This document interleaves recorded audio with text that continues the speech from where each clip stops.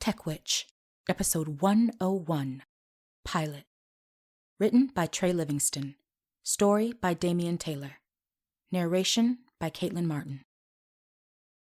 A grove of jagged trees form a protective cavern around a large, sturdy book. The wood is black, burnt. The leaves are thick and boldly green. The book sits open. There are numerous lines and etchings on the pages. A disembodied voice begins to speak. The voice. War is natural. Boom. Leaves fall. Boom. Branches snap. Boom. The protective cavern is breached by a massive fireball of neon magenta energy. Several more blasts eviscerate the trees, seeming to awaken them as they try to reseal the gaps and protect the book. Outside of the cavern is a desert battlefield. Gray clouds emit lightning over an array of robotic giants that descend upon the book. These robotic creatures are biological, alien with shredded metal skin like shiny rock, possibly a precursor to lithium. Their bodies are full of cracks where the magenta energy can be seen flowing through them. These creatures are the tech. The voice. No matter what anyone would have you believe, war is not man-made. More wooden creatures emerge out of the sand with roots that spread out and spring more similar type beings to life. They're more humanoid in nature with sleeker bodies made entirely of the same dark wood that protects the book. These creatures are the witch. The voice. It's in our fate. The witch hold out their hands. The air around them swirls with green mana energy conjured from the earth. It envelops them before they focus that energy on the tech. They blast back the first wave, only to see a second wave approach. The voice. No matter how you try to outrun it, avoid it, prevent it.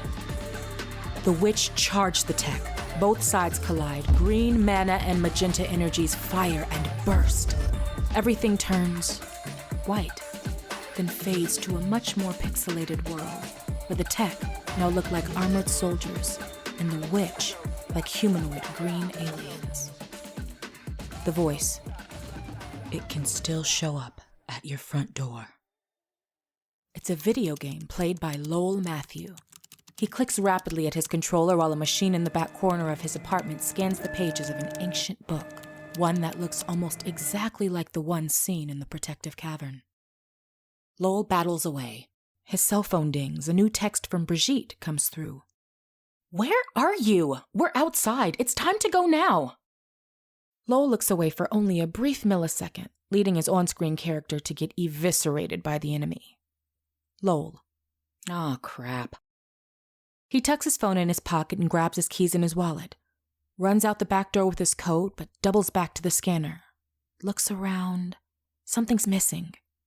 He takes his coat off and throws it on top of the scanner and book to cover them up. Bridgette. Where's your coat? It's frigid. Moments later, Lowell gets in the driver's seat, while his twin sister Bridgette gets in on the passenger side. Lowell. I needed it for something else. Bridgette. Something else? Coats are single-function items. He gives her a look. One that makes her understand. Bridgette. Never mind. Bridgette's friend Kylie gets in the back. Kylie. I don't think it's too bad outside. Lowell. Hey, Kylie. Kylie. Hey. Happy birthday. That makes Lowell smile big. So big, it makes him pause. Yeah, there's definitely something going on between those two. Bridgette. Can we go now, please? The trio finally arrives at the Hall of Witches, a great sprawling hall full of intricate detail and design that pays tribute to their witch origins, going back all the way to Salem, to when their ancestors were more tree than human, and even further to imagery of the witch. Lowell, Bridgette, and Kylie rush in. Two stern adults, Xavier and Luna, are there. Arms crossed, stares glaring. They've been waiting a minute. They walk in stride with the children, everyone knowing exactly where to go. Xavier. Ceremony started 15 minutes ago. Luna. We know not much is expected of our family, but do we have to prove everyone right all the time? Bridgette. Well, thanks for the birthday wishes. You know, for most parents, the birth of their child is like the greatest memory of their life. Luna. Move it. Kylie. Hi, Mr. and Mrs. Mathieu. Xavier and Luna, still tense. Hi, Kylie. They hurriedly enter the impressively large atrium outside of the ceremony room. Lit only by torch, there sits a tiny bell hanging from a staff in the middle of the room. Bridgette and Kylie adorn ceremony robes and join their place in line with several others on the far side of the room. Lowell stays back by the entrance. Xavier. What are you doing? Lowell.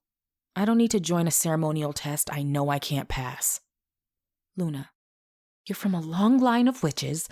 Lowell. And we're the duds they make watch the archives while everyone else grows trees out of their fingertips. I got other stuff to do. Xavier. If you're digitizing any more of those pages... Lowell.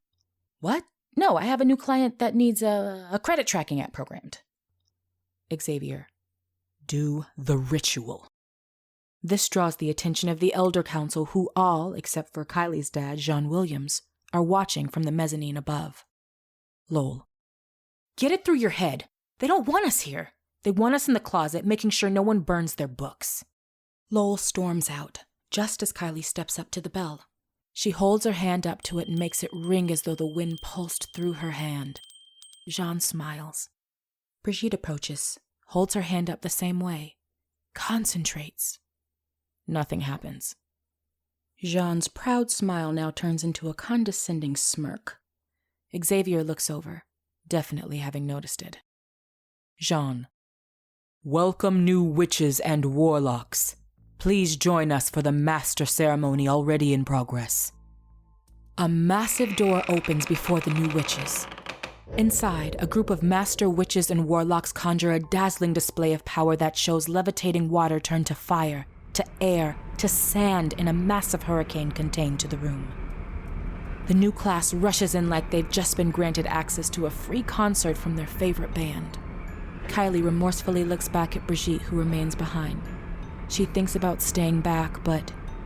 Kylie. Yes, Father. Her father's cold voice forces her inside. The door's shut.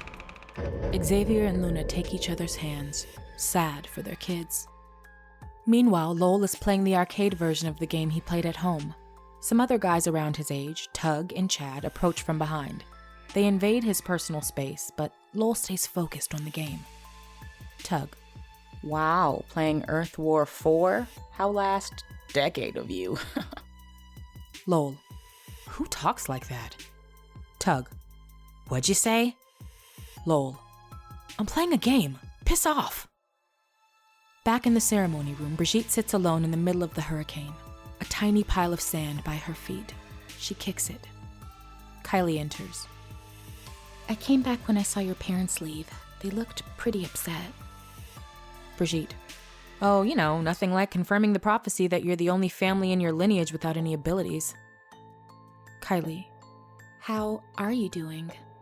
Bridgette. I'm fine. What the hell good is ringing a bell with wind from my hand anyway? Oh, congrats to you, though. I didn't mean anything by that. Kylie. You may not have powers, but your family's role is just as important. Bridgette. Maybe I should be like Lowell. He's fine not being a part of all this. At the arcade, Tug and Chad poke Lowell. Snap their fingers by his ears, even throw popcorn in his fro. Lowell is focused, but grows angrier. Jean lurks above the rafter shadows of the ceremony room. He creepily spies on the women as Bridgette grows just as angry as Lowell. Bridgette. Maybe I don't want any role. Bridgette's anger boils over, explodes into a full-on replication of the master's ceremony, emanating solely from her. It knocks Kylie off her feet and fills the entire room. Kylie screams. Bridgette does too. A boom. The energy collapses in on itself, a reverse explosion. Jean scrambles to his feet. Jean, in shock. It's her? Bridgette helps Kylie sit up. Kylie. Are you okay? What kind of magic was that? Bridgette. Lowell, We need to find Lowell. In the arcade, Lowell lies on the ground, unconscious, covered in dust and debris. Smoke fills the room. He coughs, opens his eyes. Tug and Chad scramble to flee behind him. He looks up and sees 2 robot soldiers from the video game standing before him, the arcade game itself smashed to pieces. They cock their laser blasters, charging up with electrical hums as they aim the barrels right at Lowell. To be continued.